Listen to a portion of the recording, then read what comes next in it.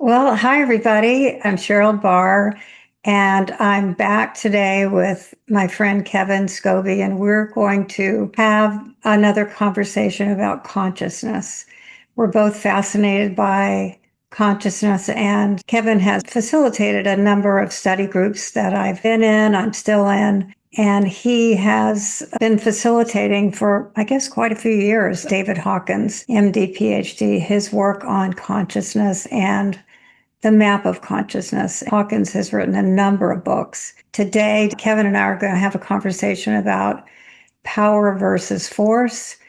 And if you like this video, please subscribe to my YouTube channel. It's sheroldbarr.com. There's Sherold Barr on YouTube. And I also write, this interview will be over on Substack. And Kevin and I hope to do a few more series on this topic. We think it's interesting. There's a lot to talk about. Let me introduce Kevin. Kevin, why don't you talk about how you got interested in this, and then I'll share mine, and then we'll launch into this. Yeah, thank you. Yeah, so for me, I guess it was, one thing kind of led to the other. I don't really know why I got interested in spirituality or consciousness, but one thing after another, like one author after another, sparked my interest until I got to Dr. Hawkins, and that kind of the Dr. Hawkins work kind of recontextualized all the other works that I had read. So I kind of was like back in the early 2000s, I was getting interested in Neil Donald Walsh and the Conversations with God books, and then after that, Eckhart Tolle. I was reading a lot of Eckhart Tolle, and I think Eckhart Tolle did a great job for me to as a preparation to start to understand what's going on in consciousness, maybe a little bit in psychology, and then having that prep for Dr. Hawkins' work.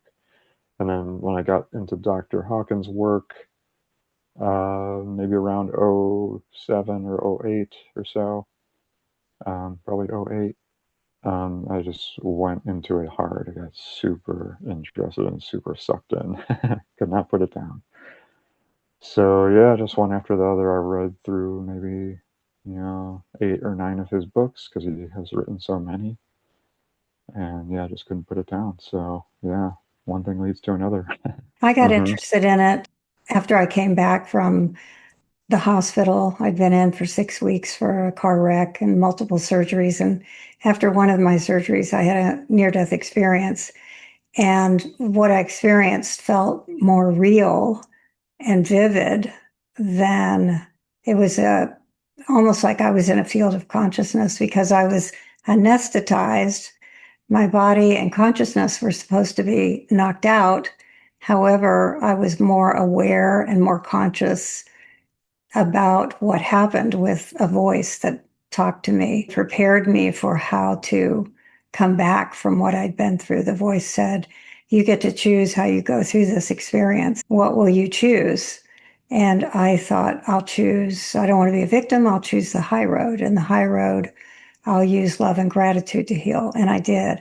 I got back from the hospital and I got out my David Hawkins book, Healing and Recovery, and devoured it. Just kept reading it and thinking, okay, I'm excited. This feels like the high road to me.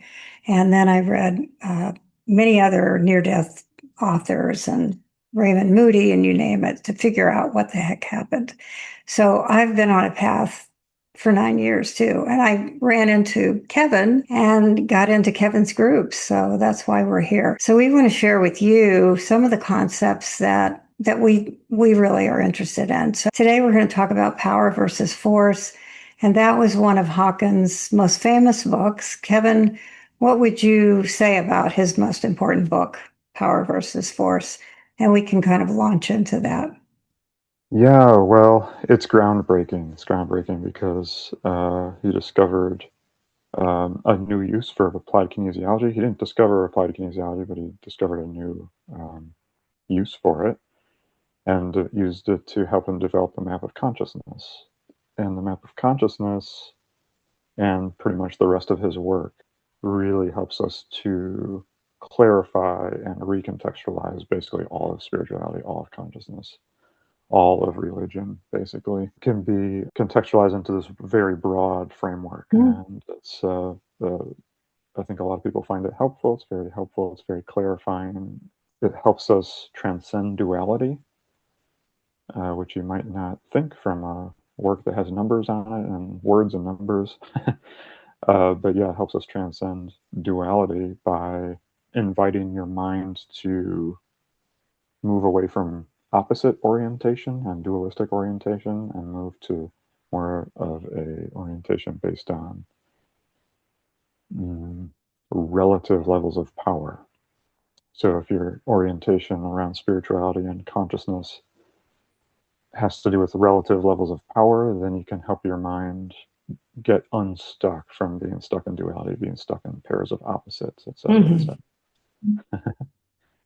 Yeah, And so it's really groundbreaking. Yeah. yeah, it is, and it gives us a path forward. It's one sort of set of David's tools or David's tools, and this was a logarithmic. The way he did muscle testing, you want to talk about that because David did research for 15 years to test that it was true, and yet others have there's been some naysayers, but again, it's just we're not looking at David as the ultimate guru. David resonates with us. It's teaching us a lot more about consciousness, and it does make sense to us. So, you want to say anything about that? Let's just bring that elephant out in the room right there.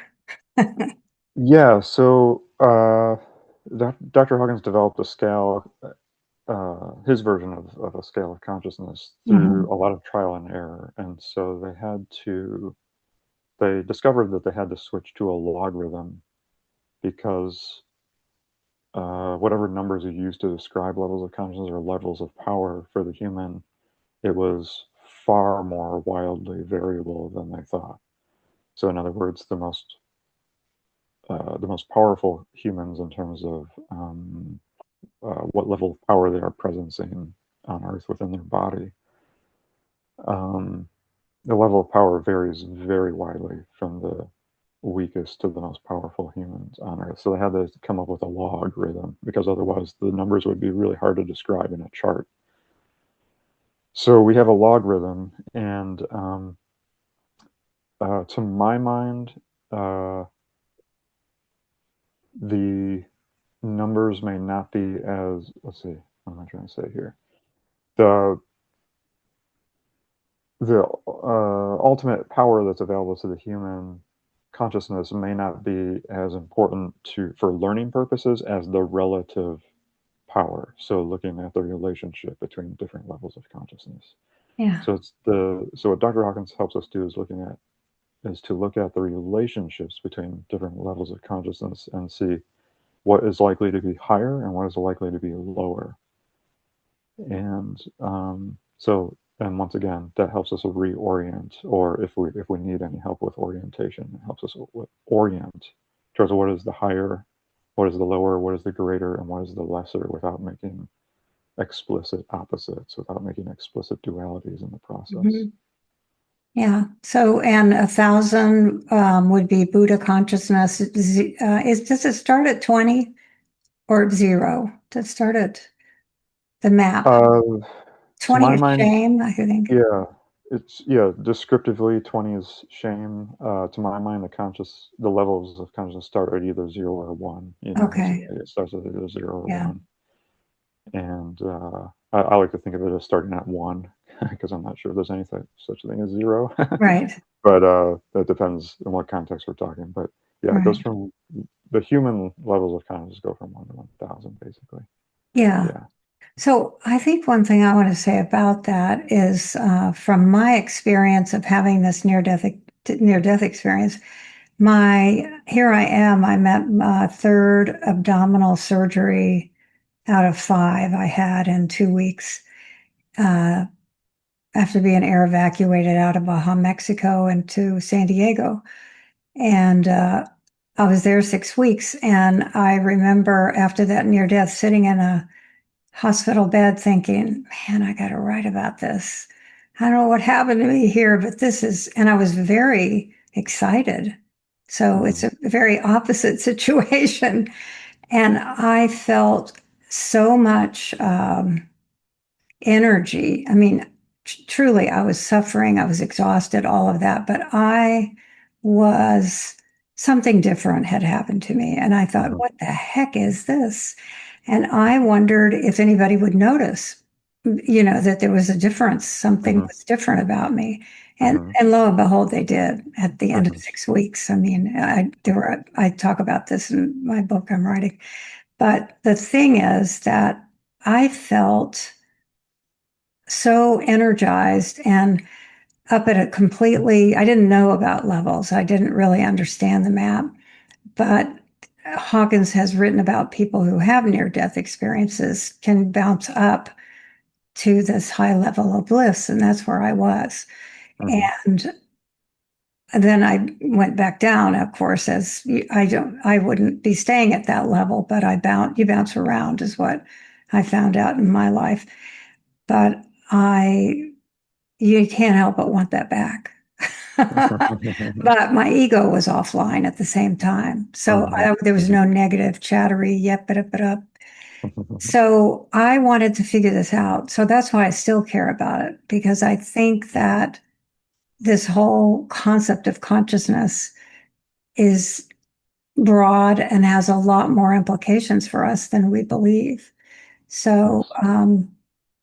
okay. So let's see, what else would you want to say about, let's talk about power versus force. What is power? What is force? In terms of David Hawkins' A Map of Consciousness, why was that book so important? Yeah, I think again it gets back to this idea of a lack of explicit opposites in the real world. So the real world, the real universe doesn't really have opposites explicitly that are two sides of an equal coin. It's more like when we talk about opposites, we're talking about like if you look at love and hate or love and fear. If you look at them as equal opposites, that's not going to be helpful. But if you look at them as one has a lower level of power and the other has a higher level of power, that's more helpful. It's a more helpful and useful understanding of the universe and consciousness and how it And works. here on the map is what, 100, or I think it's Let's 100. see. I was Yeah, looking today. 100. That sounds about right. And Let's, love is up yeah. at 540. And that's where I was at the near death Yes. experience. Yes. So And higher. I those. was up there and higher. Yeah. So in the usual way that the mind thinks about opposites, uh, let's say without a map of consciousness like this, in the usual way, you might think that there are two polar opposites that are equal in power that are opposing each other. But this chart shows us that 100 is not the opposite of 540 or 500 or Right. 530. Those two are not opposites in that way. They might be descriptively opposites, but in terms of power, they are not opposites. So one has more power, love, and fear has less power. So when power vibrates in a, I guess you could say, a distorted or a disharmonious way, when it's not harmonic, when the energy of life makes discordant or not harmonic energies, we call it that it's going below 200 on this scale. So it's going below 200, and fear is below 200. And that And we energy is call, very dense. Correct. It's, yeah, it plays out that way for the human. Yeah, it plays out as yeah. dense energy. Yeah, and so Dr. Hawkins denoted that those energies that we call below 200 are described as force. So the energy, instead of having power, they have force, results in counterforce. So energies that are below 200, where force results in counterforce, are going to be, by definition, by observation, they're going to be out of accord. It's energy that's out of accord with itself. It's not harmonic with itself. That's why it doesn't lead to life-serving phenomena in the world. It does not lead to life-serving or life abundant things in the world because of that discord. So he referred to it as force. Energies below 200 as force, and so it's just a different type of pattern the energy takes on, and we And call it. it's weaker. Yeah, it's It's a weaker. weaker force. And that's what he found through the testing with the arm, the kinesiology test that he did. And people can still test it today and see by having someone say something they love, like ice cream, and something they don't like, let's say Brussels sprouts. And the arm will show where the power is with that. And that basically the arm test shows truth. It's the truth. That's how Yes, you get at yes, it. yes. There are some qualifying factors about that. Hmm. Both a tester and a test subject, or just Hmm. yourself if you're testing yourself, have to calibrate above 200. So your overall level of consciousness needs to be above 200, and the reason for asking the question needs to be above 200. So the whole process, everything about the muscle testing process, has to be integrous. Uh, I think there might be some even subtler caveats, like it would be good if all of your chakras were balanced and in harmony, and all your chakras were expressing above 200. And sometimes there's even some things that could interfere, like glasses or belts or bracelets or things like this that are around your body. So there's a lot of considerations when doing applied kinesiology, and if all those considerations are met, then yes, the body tends to go strong with truth, with statements of truth, even if they are not local or not local to your particular body. You could be referring to something in the universe. And uh, yeah, if you're investigating statements that are true, no matter what they're Yeah, referring to in the universe, present or past, right. you can find out what the body's response is. Is it weak or strong? And so Yeah. the weak will be associated with the lower levels with force, and the responses that make your body go strong will be associated with the higher levels of power. Yeah, there's two things I want to say about that. And I'm fascinated by energy, and because we're all energetic beings, and this map is simply a lens. It's a way to use these concepts to map energies, to map various things. And that's what I noticed in the hospital is I was at I could just tell I was at a different state. The other thing is I healed incredibly fast from 5 surgeries. I actually had 6 within that time. Then I had 7 outpatient procedures. And it was just like almost every other day something was going on, but I was just bouncing back. And I do think it was because my energy was at a higher place. If you've ever heard Love Heals, I totally believe that. There's things in his book, Healing and Recovery, about that. But that was one thing. And the other thing is it names things we can't describe sometimes, Mm-hmm. and that's what I mean about being with certain people, energy being higher. Let's say if you're doing a creative project you absolutely love and you're in the flow, I would say that's a higher energetic state of consciousness that you're in.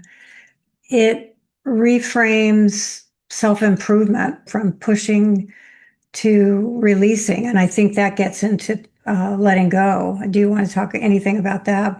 Well, let me say this first. I lived my whole life pursuing the American dream, and I was pushing, I was forcing. Mm-hmm. So I was forcing my body, I was forcing to feel safe and secure. And I felt at the time, this is before and after the NDE changed my life, but I was feeling safety, security equals money. The more money I make, the more safe and secure I'll feel. And that's an illusion. That safety and security is basically inside of you. And that's Yes. why I'm an advocate for a strong inner life. So I can make all the money in the world and not be safe and secure. If everything crashes, I'm not going to put my whole life on external things. It's in here. I think that I lived a path of forcing, when you're on a diet, you're forcing, when you're all of these different things. And I think that feels like force, and power feels like a release. Like I said, if you're doing a creative project or you're in the flow, you're, how do I want to say it? It's just giving you more energy. You want to say anything about that? Now share. Yeah, well, to me, I think these creative flow moments denote a lack of resistance. So what pops up to my mind is, oh, there's a lack Yes, of resistance going on. right, You're doing something you enjoy, something you love. You're allowing the creativity to flow. So you're in this flow state, and it's noted by a lack of resistance. Now, we can't really say one thing causes the other, like we can't say that right. creativity caused there to be no resistance, but those things sort of go together. So letting go, the process of letting go or releasing allows you to expand that, let go of the blocks, let go of the resistances, let go of some of the things that are part of the ego's normal process. Process basically is resistance. That is its process. Hold on or repel as hard as it can. Yeah. Uh-huh. It lives in opposites also. Hmm. It tries to make things either one thing or the other. So letting go and releasing is a way to soften the egoic tendencies, and allow more energy and creativity and flow states to come through. That's true. Hawkins also says these lower states they're not life supporting below 200.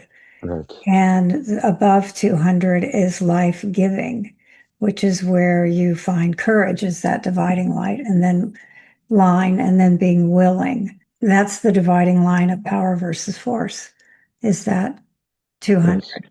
And we're living in a time where we can see force being exerted on us from the outside in our power structures, if you will. Basically, it's Gandhi versus British Empire was one of Hawkins talked about that. Yes. Gandhi Yes. had almost no force and Right. enormous power, and power won. And no matter what Gandhi did, I guess you could say Gandhi's action steps were a little bit secondary to the power that was going on. So there was a power, and this is something that Dr. Hawkins tested. So what we learned from Dr. Hawkins' work is Gandhi's overall level of energy was quite high. Yeah, So that is the main critical factor in that struggle of Gandhi versus the British Empire, was the power that was with him, and then the actions that Gandhi took, while effective, weren't the primary thing. The primary thing was the power, and they're a little bit secondary to that. and Yeah. you could say that was Jesus had that. We can think of other examples that are in that upper, I would say love and above. Yes. Yeah, Yes, and when you're talking about Jesus or the Buddha, you're talking about very high levels of power, and you're talking about the power that can move all of humanity yeah, up at least a little bit. right. So, according to Dr. Hawkins' research, both Jesus and the Buddha moved the needle on the overall level of consciousness. That's Um, right. And nonviolently moved it. mhm. Letting go is the what I like to think about, and this is what also, as part of this near death, I surrendered. And Hawkins' book is called Letting Go, The Pathway to Surrender. I think that that goes exactly to what you were talking about, of letting go of resistance. Because when you surrender, you're not giving up. That's not waving the white flag. It's allowing, not resisting what is happening to you. And I never did that during the accident or during the time I was in the hospital. And my trauma doctor later, we went back a year later, and he's Dr. Kill is his name, his real name. And he said, everybody, when they get into a hospital, they want out as fast as possible. I would also say they're probably angry, and their energetic state is not a good one. For some reason, and I think it's because I surrendered everything to God, because I knew here I am in a foreign country. I'm not in charge, and I didn't have anything. So I gave it up to God, and I was in acceptance. And Dr. Kill said, you were different. You were in acceptance. In fact, you had to reel your husband back in several times, who is a retired ER doctor who was in PTSD, freaking out because Mhm. he knew the worst case scenarios and they kept happening. And me, I was over here. Like I said, I've never ever experienced anything like this. So that's what keeps me in this understanding, trying to understand Yes. this. And Yeah. it gives me a path to live my life. I call it the high road. Yes. It really does. And I know it does for you as well. Yeah, it sounds to me like, the human's tragedy was God's opportunity with you. Oh, yeah. And then it ended up being your opportunity also because it's really your own soul, your own consciousness that's getting Right. that whose energy is getting freed up. Your energy is Right. getting freed up through that surrender. Energy's freed up. And I feel like I read somewhere in doing research, we were whale watching just before this happened. And that, so I was looking and researching Jonah and the whale. There's a concept called metanoia about when God saves you, you are responsible to give back. And so what I'm doing here with you is my way of serving Mhm, and hoping that I don't have any, what would I say, ego. My ego's not invested in who likes this and who doesn't. It's mhm, my gift because I'm alive. And I figure if it worked for me, it might work for you. And it mhm, works for you. I know that it does work for you. mhm. So, you want to talk about how an average person could look at this map from a real basic standpoint? Maybe a first step is looking at it and trying to figure out where they are and how to move up, get out of Yeah, that negative force into power. yeah, so, for a beginner, I would suggest, well, you're welcome to read any of the beginner books that Dr. Hawkins Oh, wrote that's about a this. great So, one. yeah, yeah, letting go or power versus force. If you want to have a beginning that just lacks a lot of reading, you could just go right to the chart and just look at it and gently study it. Be gentle with yourself while you study it. So just notice that the ego, your own ego, may come up and it may have something to say about it. It may even get scared by this. Just relax with your ego. Just say it's okay for now. You're just exploring. You're just exploring. You know, it's just you're exploring consciousness. You're exploring information about consciousness. So yeah, just look at that scale, study it a little bit, see if anything pops out at you. Yeah, if anything sends a red flag or a white flag, or just if anything pops out, and then start looking at relationships. Look at relationships among these different levels and these different numbers and how they compare. And like we mentioned earlier, see how fear at 100 is not numerically the opposite of courage at 200, or love at 500, or joy at 540. So you see how these things are not opposites and they are different descriptions of different patterns of power. You Yeah. know? So yeah, relax with it as best you can. Relax with it. Be gentle with yourself. Note and notice that the ego may come up, and that's okay. That's expected if the ego comes up. And It'll see if come up there's and say, oh, that's bullshit. I don't believe this. So yeah, notice those comments your thinking brings up and just say, wow, that's interesting that it thinks it's skeptic. It's in the skeptic yeah, mode. yeah, What else? I mean, that's a great way to think about it is notice and relax. yeah. Notice, relax. The ego is doing what it's programmed to do, what it's supposed to do, which is it's trying to survive, and it Mhm. can't survive with a great deal of truth going on. So, it tries to survive. It tries to protect your past belief systems. It tries to protect your past and your past belief systems. So just note and notice that that may go on, and just see if you can bring some heart into it. See if you can bring some stillness and peace into this, and just look at it and just allow yourself to relax. And let's go one step further. You Hmm. said the ego doesn't like truth because I would say the higher self, which is that part of us that's connected to the conscious, well, to the divine in this field of consciousness. That's what I experienced in my near death. So I did not experience the ego. It seemed like that was turned off. So Mhm. the ego doesn't like truth because, Ultimately, what Dr. Hawkins or some other spiritual work may call the ego, it's a little bit different definition than the psychological ego. But what is called the ego in spiritual work, what that refers to is actually something that has at its core an illusion. So some kind of illusion or untruth at its core. So the ego sort of, I guess you could say, naturally recoils from truth. Sometimes if the ego, or you could say the egoic mind, if the egoic mind gets interested in lots of different information, it could inadvertently start to learn about truth and so forth before it catches on that um, it's going to bring about its own undoing, so the ego doesn't always have an excellent guard against truth, but generally speaking, it recoils when it tends to recoil from truth. and the more you believe it, the stronger it gets and the more powerful it gets. Well, it's more complicated than this, but it's our language center, and it is the inner critic.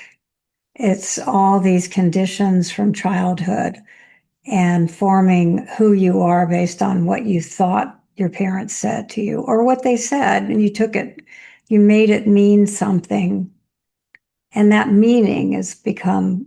Tell me where I might be wrong on that. Yeah, the egoic mind engages in meaning making. Yeah, So yeah. it makes meaning out of things, and it often doesn't look at what purpose the meaning making is serving. So, and if you kind of dive deeper, you're willing to look at the ego in a deep way, you see that the ego is sort of serving its own purposes. It's sort of trying to be a separate, defensible being that is not united with the universe or united or sharing life with anyone else. Mhm. So it's quite a separate, isolated, trying to make a separated, isolated life. And it uses meaning, trying to make meaning out of things. It serves that purpose, separated, isolated. You have to find out, is that your truth? Right. And that's how you question it. Is it really your truth? Yeah, if you're willing. Yeah, if you're willing to ask what is true, and you're willing to go there, start to ask what the ego is really up to, and is that really me? Me, or am I really the consciousness that sees the ego? And Yeah. Anything else you want to share about Hawkins' consciousness or power versus force before we sign off on this conversation today? yeah, just that if you're interested in this work, there's a lot, there's many, many books that Dr. Hawkins wrote. So I would, if any of you are beginners, I would point you to either this book, Letting Go, and you can just kind of sense. I would also follow your interests. I wouldn't go to any of the advanced Dr. Hawkins books, but follow your interest between this, Letting Go, and Power versus Force, and maybe even Healing and Recovery. I think some Healing of and those. recovery was accessible. That's what I was saying. But I started and stepped in with healing and recovery and then thought I need to go back to power versus Mhm. force. I met you and you were doing a group on letting go. And we're in a group on letting go again, because I do think that is the pathway. All of this is simply a path with map of consciousness. If you want to basically understand these concepts, read or watch videos like this one. So thank you so much for coming back and having a conversation. We'll be back with more. And if you have any comments, we love to hear these comments. So please share them on my Substack, sheroldbarr.com, or YouTube. So we'll see you out there. Thanks. Great. Thank you for having me.